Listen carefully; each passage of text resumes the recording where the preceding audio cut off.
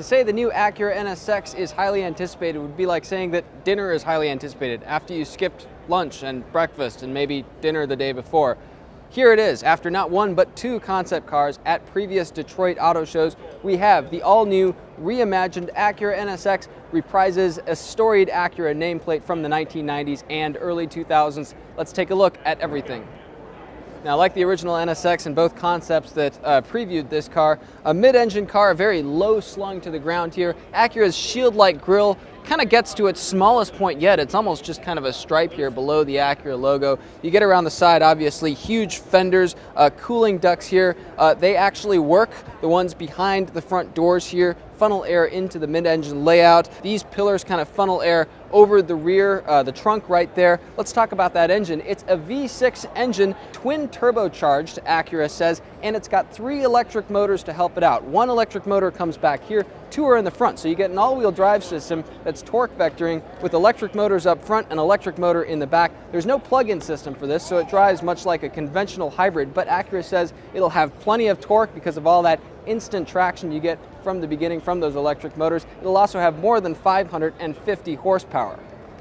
Massive wheels here, 19-inch front wheels, 20-inch rear wheels, carbon ceramic brakes here, cross-drilled rotors. Speaking of carbon, a carbon fiber floor pan for this car, a lot of high-strength steel, aluminum body panels elsewhere around it.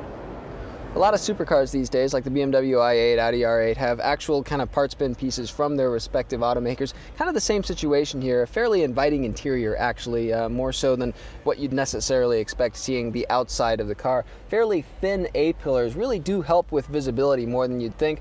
Fairly large side mirrors, so I gotta say, for a car that's as low slung as this, you'd expect this to be a really hard car to see out of, and I'm pleasantly surprised by the fact that it's not necessarily that difficult. Now, a lot of authentic materials, Acura says, things like real leather around the upper doors, the dashboard, this center tunnel here, very kind of big, sort of bulky center tunnel, but Acura says it's functional. There's a lot of cooling and other stuff that goes on underneath here, which is why it has to be this high. Push button transmission right here for the dual clutch 9-speed automatic transmission.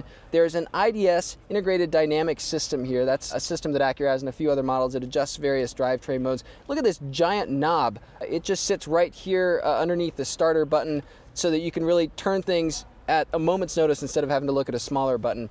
Similar system in various other Honda products, actually. Acura is Honda's luxury brand. Rather than the 2-screen system in a lot of Acura cars, this is going to have capacitive touch controls up on the left here.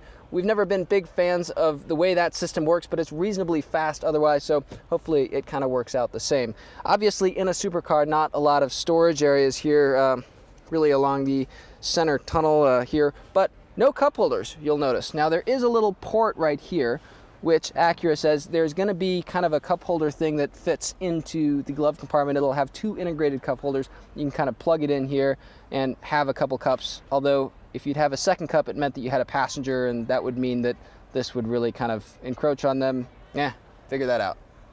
The i8 and the R8 are both as good a signals as any as how crowded this sort of supercar segment has become. The NSX will obviously occupy it, so could Ford's all-new GT. We don't know about pricing for any of the newest cars yet, but Acura says the NSX should start somewhere in the $150,000 or so range. So stay tuned for more on power, more on driving impressions, all of that closer to the car's on-sale date in late 2015.